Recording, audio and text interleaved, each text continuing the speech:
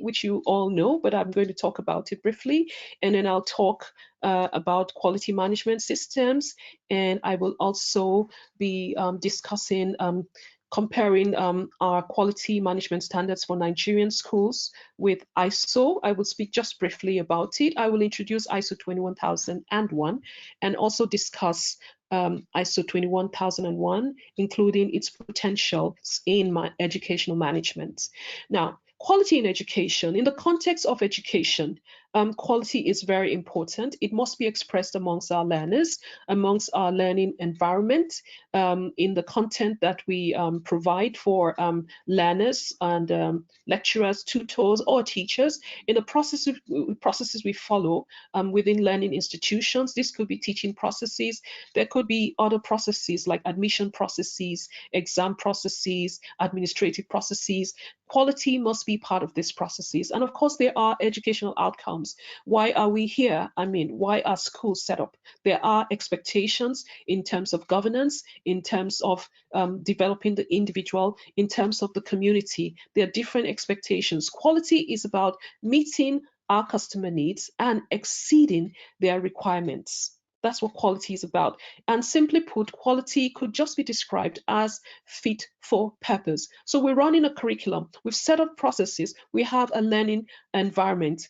Are they fit for purpose? If we understand the needs and the expectations of our interested parties, for example, learners, students, for example, parents, the community, the government, if we know what their needs and expectations are, then we can drive towards quality. So to talk about quality, I will just quickly run through the fundamental concepts of excellence that was described or set up by the European Framework for Quality Management, EFQM, in 2012. The EFQM looks at quality in terms of all of this that you can see on my screen. I'm going to take off my video, so permit me so that we can focus only on my slides. Now, so let's look at this quite briefly. We're looking at excellence in terms of adding value to our customers, meeting their expectations and needs. What value are we bringing to them? If our customers, are excited about what we do and they even thank us for it after they pay, then we're bringing value to our customers, perhaps. Now, we look at excellence in terms of creating a sustainable future. So schooling is not just about today. How about tomorrow? Can we sustain what we're doing? Can we prepare learners for the future? How is our environment, the local environment, the national environment, in terms of the physical environment? How can we prepare our learners to sustain that environment? So sustaining, creating a sustainable future should be part of our drive for excellence. Then we have developing organizational capacity. Do we have the ability to improve the systems that we're running, to improve our learners and those who work within that system? Do they have the capacity to deliver what we are hoping to achieve, to present the outcomes that we want? Now, harnessing creativity and innovation is also very important in terms of excellence. So excellence is basically meeting the needs of our customers or our learners or interested parties and going above those expectations that they have towards us. To achieve that, we need to harness the creativity within the organizational institution. So in a university, for example, what creativity is being tapped? Do we know at what level your staff are at in terms of using perhaps a skills matrix? Do we know if they're at level 1, 2, 3, or 4? Who are the most valuable staff within your institution? Do you know them? Have you done an analysis so that you know that you can tap from the wealth of knowledge of different types of staff? So whether at the top of the organization or at the bottom of the organization, we need excellence, and we can drive excellence by harnessing the creativity within the organization. We can innovate, we can use technology, we can be creative in different ways. It's all part of the drive for excellence. And leadership is very important for driving excellence. And excellence is about leading with a vision, inspiring the people in the organization, inspiring change that is going to improve quality, and increasing integrity so that the organization has a reputation for excellence. Now, managing with agility. How are we prepared in times of crisis, or how do we prepare the institution to deal with change? For example, the coronavirus that is going on across the world. In America, I know there are lots of schools in Seattle that are closed. Japanese schools are closed. Italian schools are closed. A lot of Chinese schools are closed. Across the world, schools are closed. How do we prepare for times like that? Excellence is about bringing management that can be flexible enough to adapt and to deal with change when it comes. Excellence is also about succeeding through the talent of people, recognizing talent when it is there, and using that talent within the organization to drive excellence. And of course, sustaining outstanding results. We don't want schools to just succeed today, but we want them to succeed tomorrow. So excellence is setting all of these things together in place, working together to create a sustainable, outstanding environment where results are consistently excellent. Now, I just want to just briefly look at this framework. This is the EFQM framework that is supported by those definitions of what quality is. And as you can see that leadership is key in any educational organization or in any organization. Leadership must manage people, must provide policy and strategy, and must provide partnerships, resources, and drive processes from top. All processes must be driven by the visions and the vision and mission of the organization. Now, people results will come out of that. We'll have results manifesting in people, like our students will be more prepared and equipped for their future. There will be customer results. We have different types of customers within educational organizations, the learners, contractors, suppliers. We have to also meet the expectations of government. The community that we live in is also important. How are we bringing quality into that community? What are they getting? Are they getting a more educated group? Are they able to come into our institution because they believe in us? All of this work together to bring key performance results. Now, if we have a quality management system that works, that interacts perfectly or correctly, we would have a lot of innovation going on because we are inclusive. We allow talent to function within our organization. The organization begins to learn from itself. So in quality management, in educational management, there must be learning coming from the system through the contributions and the experiences of a whole lot of people, and by the data that is being collected as we streamline processes to meet with the needs and the expectations of our learners. Now, we have enablers and then we have results. Who are enablers in an educational environment? They are the educational leadership. Very, very important, because change must come from the top. Quality must come from the top. If we do not have quality leaders, how do we expect the lower parts of the organization to have quality? Leadership must drive quality, and that's what ISO strives to achieve by telling leaders that leadership is not driven by, quality is not driven by middle management, it's driven by senior management. So senior management must do strategic planning, create development plans, use the curriculum to deliver the long-term goals of the institution. The staff and the support systems within the organizations are the enablers. They are the different units that work together to create the kind of management system that we want. Then we have stakeholders or interested parties, who could be students, the community, it could be government, the lecturers within the system, or the teachers within an educational system. All of these enablers, including resources and educational processes, must work together to bring excellence in an education. I'll talk briefly about quality management systems. Every organization has a quality management system, and it's a question of if it is efficient or not. Quality management systems are just a collection of business processes, the different processes that work within our organization, or simply put, how we do things is our quality management system. Is it efficient or is it not efficient? Is it meeting customer requirements? Is it satisfying the customers? Is it exceeding the expectations of our customers? This is why we're here. We want to find how we can improve our educational management systems and at the same time express the goals of the organization, express the aspirations, fulfill them, use policy, create policies that work, identify processes, and use them in such a way that we work efficiently to meet the outcomes or the total overall objectives. Quality management is about documenting information. For example, your admission process. How is admission carried out? If it's in the head of the registrar, for example, if the registrar leaves, what happens? Does the system change? But if it's well documented, then whether the registrar, apologies, I do not speak of your registrar, but assuming that there's a registrar, even at secondary school level, some schools use that term registrar. If that registrar leaves, does the system fail? Does the system collapse? Are our processes well documented? Do we have the right resources that we need to implement and to maintain our quality management system?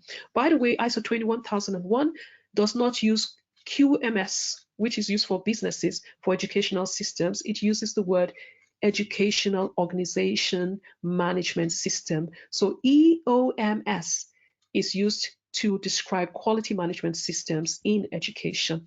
Now, we have quality assurance goals for Nigeria, and the Nigerian government's aim is to ensure optimal attainment. And they have provided a handbook that can be followed by schools in primary and nursery school, at primary and secondary school level, to guide how we do things within schools. I'm not going to talk too much about that, but the focus for the Nigerian government, the standards that have been set to identify whether a school is weak or strong or is outstanding are listed here. Some of them are here, they're all here rather. We have the effectiveness of leadership and management. So you can see that the recommendation at the federal level is that leadership and management must be effective for schools to achieve.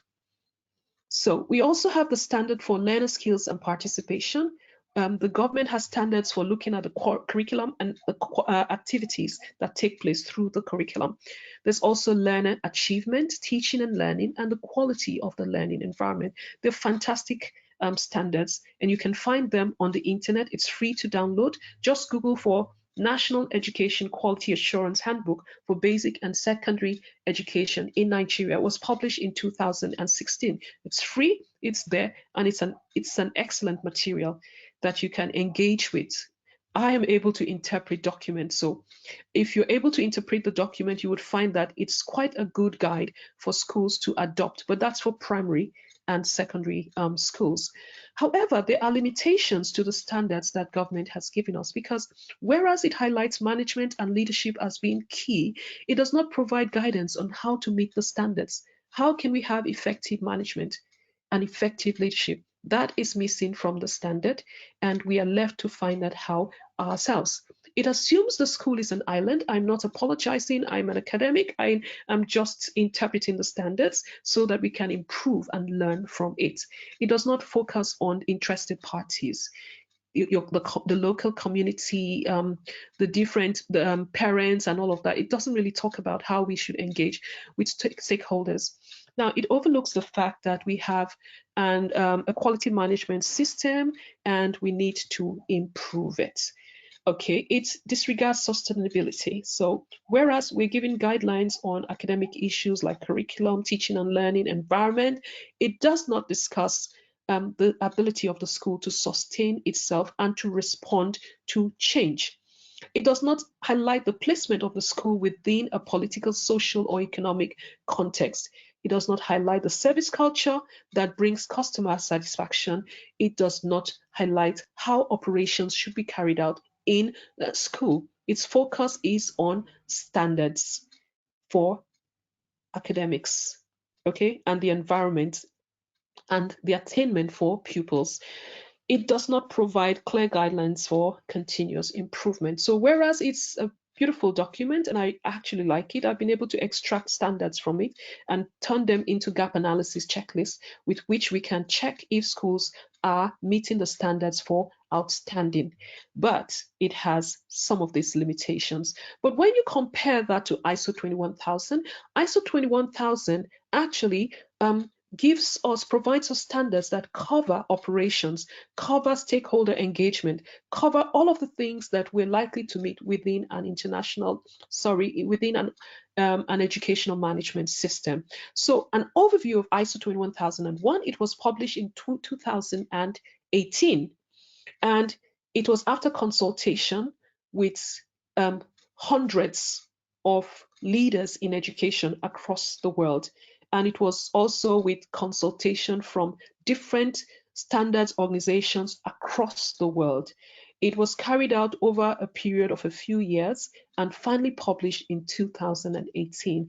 And it's great to know that institutions can improve themselves by adopting the standards and also know how to achieve those standards, because the document is very explicit. So it's based on ISO 9001, which is a quality management system that is well renowned and used by business, but it's a standalone quality management system. It's created for schools from nursery to university level. It's adaptable, and it focuses on interactions between learners and all other interested parties. It aims to bring customer satisfaction and improvement. So customers are not just our students, but they can be government, they can be contractors.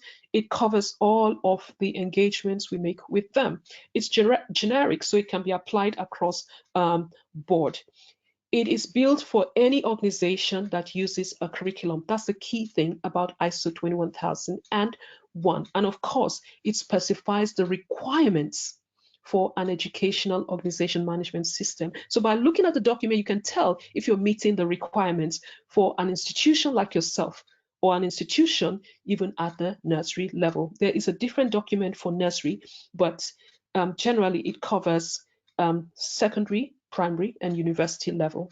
Now, the unique thing about ISO 2000 is that it's 2001 is that it's built on risk-based thinking. It's encouraging institutions to begin to adopt risk-based thinking, which is adopted in business. So it helps to control different things happening within an institution. So for example, instead of waiting for the most skilled professor in your university to resign, if you have an idea that he's going to resign, you can flag up a risk. There's a risk that this particular professor is going to resign or is going to retire. Now, if he retires, he's going to go with a lot of value. How can we design succession planning so that we can tap from his wealth of knowledge and the system does not suffer when he leaves? So risk-based thinking can help you to guide that, or can help you to guide actions that can be taken in case something happens. For example, we could flag up a risk with the coronavirus. There's a risk that schools may close. It hasn't happened. It is likely to happen. And if it does happen, what is the impact to your curriculum? Does it mean that school curriculums must be suspended because of the coronavirus, because schools have to close? In countries around the world, learning is taking place using technology. So what is the plan? It's risk-based thinking that addresses things like that and presents us with new opportunities. We cannot learn in large gatherings or small gatherings of people. We can actually learn from our home using technology and modern media. So we can increase the quality of our management systems by integrating risk-based thinking, by integrating issue management, tracking potential risk, tracking issues, and highlighting who is responsible for resolving some of these issues. Just Google for a risk log or an issue log, and you can see very easily how you can track potential risks, and then so that you can mitigate them by either preventing them. I have prevented a risk of maybe carrying or transferring an infection by not traveling. That is preventing a potential risk. We could also reduce the risk by taking certain actions. We could also transfer the risk to a consultant, or If we cannot handle it, then we have to accept that it's inevitable. This will definitely happen. And we may just have to find ways of supporting ourselves so that the impact is not as terrible as it could be. So ISO talks about educational management systems, which it calls EOMS instead of QMS, which corporate organizations use. The document has a high-level structure, and it contains each of these items, as you can see: the scope, the normative references, terms, definitions, context of the organization, leadership, planning, support, operation, performance evaluation, and improvement. So it's a very good document. You can see it covers very key areas of an institution, and it provides guidelines. So you can check yourself. Institutions can check themselves against those guidelines, and they can see enough information that can guide what they do. So what a consultant or anyone who is dealing with ISO would generally do is to create a self-evaluating checklist. You can the institution or a school can be given a checklist that is built from ISO 21001, and you look at the checklist and you check where you stand in terms of the context of the organization, in terms of leadership, in terms of planning, so that you can identify your gap. We can carry out a gap analysis by comparing these standards with where you are as an institution right now. So we're going to look at the framework for educational organizations management systems, which is equivalent to a QMS, a quality management system. According to ISO, a quality management system is a living document. It is in the things we do, it's in documentation, but it's also in our activities. Some of the information that drive an organization is stored up in our minds, in our behaviors, but also in documents. But ISO wants evidence.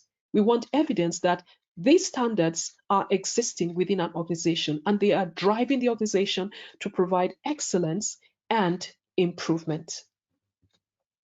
The first thing that ISO looks at, which I would ask you to also look inwards, is a placement of your organization within your local context, within the political context, within the social and economic context. An analysis is recommended by ISO. You can do a SWOT analysis, you can do a PESTLE analysis. SWOT analysis looks at your strengths, your weaknesses, your opportunities, and your threats. And a PESTLE analysis looks at your standing. You do an analysis of comparing your organization to the political system, the social system, the economic system, technology, and your response to all of this. It's a guideline and it helps you to understand the opportunities that your organization has, the potential threats within the community that you are in, the interests, the needs, the expectations of interested parties, which can be students, it can be government, it can be the local community, and it helps you to create a management system that works. So the context analysis, I don't have time to talk about it, but let's look at leadership. The ISO document also helps you to do a gap analysis on leadership. So organizations that are educational, that run a curriculum, can actually review leadership and commitment to learners and other beneficiaries. You can create a gap analysis or get a consultant to create a gap analysis for your organization that checks leadership. Is leadership committed? Is leadership doing the right things? Does leadership have a clear vision? Is leadership following the mission? Is the mission driven by leadership? And does everybody in the organization understand the mission? How is it expressing itself in policy? How is it expressing itself as it's communicated across the university? This document, for example, is not known by a lot of Nigerian schools. It means that there's a problem with the communication policy of the government. Within your university, are there informations that are hidden, pieces of information that are hidden across your school, and those who would benefit from it do not have access to it because your communication policy is poor? If we want to be organizations that are standard, that have high quality, we need to look at how we communicate policy. Now, we also have our organizational roles, responsibilities, and authorities. We can look at the organogram. Is it properly drawn? Does it show our roles and our responsibilities and clearly highlight the lines of communication? Do people who are in senior leadership know what their responsibilities are? Do they understand their roles? Are those in middle level management aware of all of this? Does leadership drive this knowledge across the organization? Planning is another important part of the document that helps us to address potential risks and opportunities. So when we're planning, we have to do risk analysis. We have to look at the potential threats. What do we anticipate? What is likely to happen? While we're planning, what if this happens? What do we do in the alternative? Those are things that ISO helps to put in place. It's in the document. So it's a small document. Not really sure how many pages it is. It's about, I think it's around 50 something pages. So it's not a huge document, but it's detailed enough. I have it somewhere here. I'm just going to check it. It's detailed enough to give us some guidance on what we could actually do. So it helps us in planning for change. And I've used the current situation as an example of change. What do you do? In Nigeria, for example, you have enough time to anticipate action.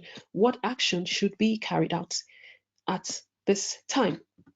So ISO also specifies information that will guide your support system. And our support system in educational management can express itself in our facilities, in the human resources, in the different environments and processes that exist in the environment, in the learning environment or in this institution. How do we monitor and measure our resources? How do we measure organizational knowledge? I talked about the skills matrix earlier on, and that people are at different levels, either at level 1, 2, 3, or in some skill matrices, you have level 4. Level 4 is staff who can work independently without supervision, who have great knowledge of the organization and experience and have the capacity to transfer that knowledge to others. Those are very valuable staff. Does your organization have a knowledge of where the different staffing are in terms of the value to the organization, so that if someone is resigning, if they are level 1, that's not a major problem.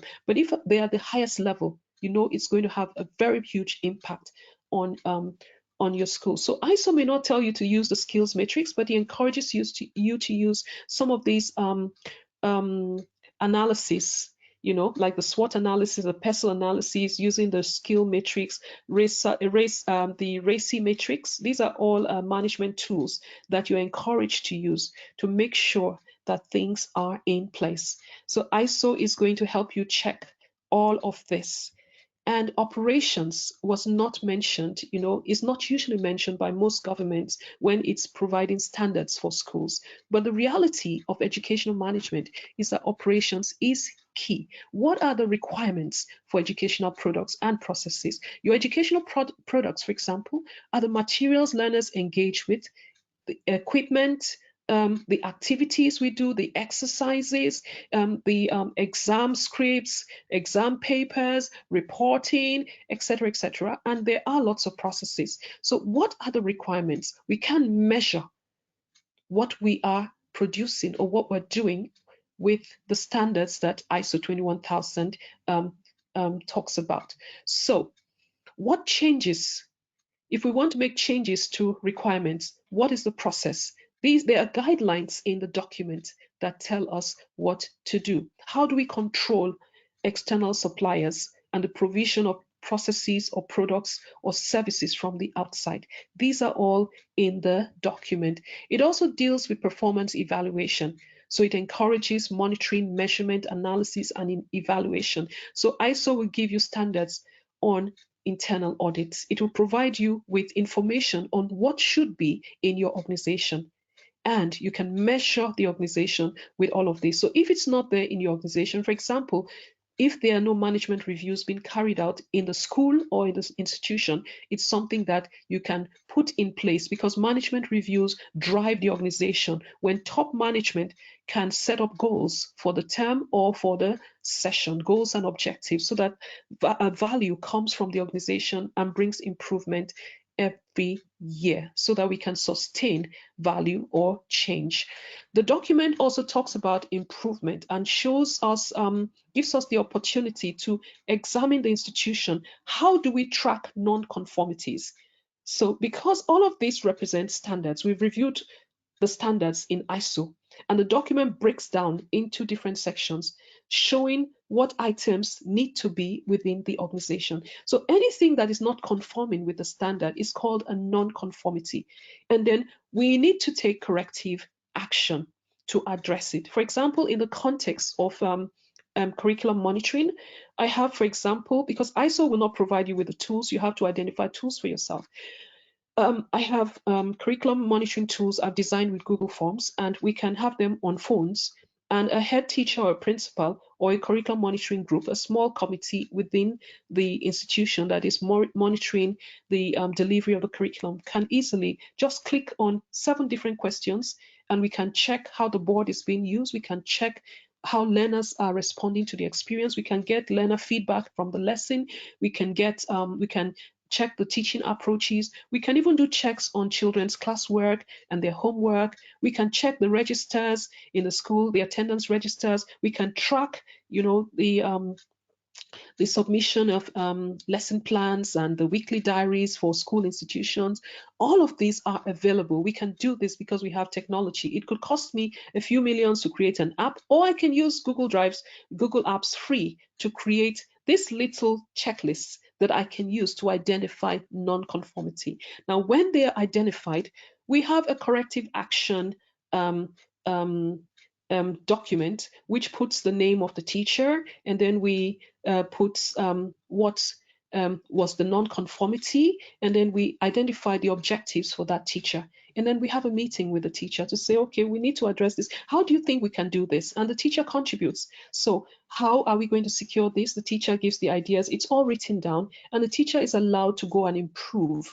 After a week or two, we go back and check, and corrective action is taking place, and the system is improving. So that is the way I operate when I work with schools. But we must have ways to identify non-conformities and then to take corrective action so that there's continual improvement going on in the organization. So we need to use, ISO uses the plan, do, check, and act method, which is PDCA. And this diagram just simply shows that leadership is at the heart of driving quality, or educational management is at the heart. Leadership needs to drive what happens in operations, what happens in performance evaluation, in improvement, and in planning. When the vision is clear and the mission is expressed, and communication goes from the leadership across the organization, the expectations are highlighted, then we can plan, we can follow the plan that's due, then we can set up a monitoring process to see if the plan is being followed, and the feedback we get from those checks help us to act, in other words, to create the improvement, the adjustments, or the change that the organization needs in its quality management system, or EOMS. Now, I'm going to just talk about the potential of ISO 21001 before I close. I'm going to do it by looking at the potential in terms of the principles on which this document is built. The document focuses on learners, so it's a principle that all activities within educational systems must focus on the learner's needs and expectations, not just the learners, but also beneficiaries. So we want to increase the ability to respond to our learners. For example, I ask you a simple question. If a student is ill and needs an exemption from submitting a coursework or an assignment on a particular day, are there support systems put in place within the school? Can the student access a form that they can fill and also maybe attach a medical report so that they are exempted? Yes, somebody would say the system can be abused, but then there are checks and balances every system has to have, because we have genuine cases where students need this help. So do we respond to learners' needs and their expectations? Do we expect, for example, a learner who is ill to come into our exam halls to do exams? We need to increase the satisfaction of our learners. We need to improve or enhance the reputation of the organization based on the way we deal with our learners. So these are some of the things that ISO brings to organizations as a potential. When we have that focus, we have a better reputation with our learners and with the community. Visionary leadership is a principle that gives us an advantage also. Potentially, leadership can be checked against the ISO standards so that we can see where there are gaps and correct ourselves, so that leadership can learn that it needs to drive the organization. Imagine if the vice chancellor, just imagine if the vice chancellor comes into classrooms on a particular day. Oh my goodness, what a motivation it's going to be for learners. And he gets feedback for himself. Visionary leadership, the impact of the VC coming in the midst of his students is so massive. Can we use that impact to drive the environment, to drive what everyone does within the university or within the school? So visionary leadership is a potential. ISO actually encourages leadership to drive quality within the organization. Their presence becomes significant in what is going on within the organization. For example, I give you the example of a governor going to inspect a school site. He didn't need to be there at 6:30 a.m. and he met one teacher. The impact to the community of a governor going to school at 6 a.m. was very motivating, and everyone, expressed their satisfaction with that. So leadership is visionary, it's very impactful, and those in leadership should check through the standards to find out if they're achieving some of the things that they need to achieve by driving the system to align the vision and the mission of the organization with the requirements and the expectations and the needs of those that the organization is serving. Engagement of people. Are we improving our organization's objective amongst the people? Do we need to motivate them? Do we need to enhance their involvement in the things that we do? How about the personal development? What are the documents that show evidence that that is ongoing? Do we increase people's satisfaction within the educational system? ISO gives us the opportunity to look at standards that have been contributed from across the world to guide us in our engagement with people. Remember, people are part of the enablers within a management system. And by collaborating, by engaging talent, we can improve the organization, we can increase quality, we can make the organization, the educational organization more trustworthy, we can collaborate, we can share values, etc. in the organization. So this is a chart on potentials, interested parties given by ISO. So this shows that we have different interested parties for schools and institutions, and we need to engage with them. Even the media is there. How well is the school engaging with the media? So we'll go on. The other advantage is that we can adopt a process approach using the document so that we understand the key processes within the organization and how they interact with each other, so that one part of the institution does not impede the other part of the institution. So we can work together and we can be consistent and be able to predict results, not just assume they will happen. We will be able to predict how they will be, through a system that is working by well-aligned processes. So ISO gives us standards that we can use to check to see how the processes within our organization is going on. It will tell you some of those processes that your organization should focus on and some of the expectations in those processes. For example, admission is very important for all institutions. What is the admission process? How effective is it? Is it efficient? How is it being done? Is it being monitored, etc., etc.? Improvement is also very important, and ISO gives us the standards on which we can actually check to see if we're improving, if performance is improving, the capability of the organization is improving, and if customer satisfaction is improving. So this document is a great guide, to help us to achieve this. Evidence-based decisions is another focus that ISO gives us. The document helps us to look at how decisions are being made within the institution and the process that we're using to do that. Decisions are supposed to be evidence-based. ISO says use evidence mostly, but also integrate experience and some intuition. So the guide helps us to check to see how well we're meeting this criteria. Relationship management is another area that the government standards do not highlight, but we have an opportunity to see if we're managing relationships correctly with all the interested parties who are stakeholders, to see if we are able to get everyone to come together to meet and meet with a common objective.